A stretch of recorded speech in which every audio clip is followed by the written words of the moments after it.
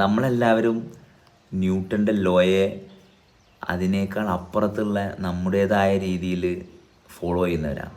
കാരണം ന്യൂട്ടൺ പറഞ്ഞത് ഒരു ആക്ഷൻ ഉണ്ടായിക്കഴിഞ്ഞാൽ അതിന് ഈക്വൽ ആൻഡ് ഓപ്പോസിറ്റ് ആയിട്ടുള്ള റിയാക്ഷൻ ആക്ഷൻ ഉണ്ടായിടത്ത് സംഭവിക്കുന്ന. നമ്മളെന്താ ചെയ്യണത്? ആരുടെയെങ്കിലും ആക്ഷൻ കണ്ടു കഴിഞ്ഞാൽ ഒന്നുകിൽ അതിൻ്റെ അപ്പുറത്തേക്കോ അല്ലെങ്കിൽ അതിന് ഓപ്പോസിറ്റ് ആയിട്ടോ ഉള്ള ഒരു റിയാക്ഷൻ നമ്മളിൽ ഉണ്ടാക്കാനാണ് ശ്രമിക്കുന്നത്.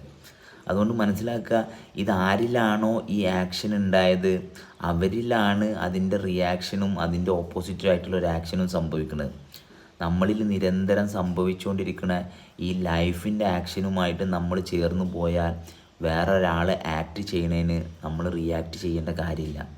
നമ്മൾ നമ്മുടെ ആ പ്രോ ആക്ഷനുമായിട്ട് ചേർന്ന് നിൽക്കുമ്പം ലൈഫ് നമ്മൾ ആ സിറ്റുവേഷനിൽ ബ്യൂട്ടിഫുള്ളായിട്ട് ട്രാൻസെൻഡ് ചെയ്യും. റിയാക്ട്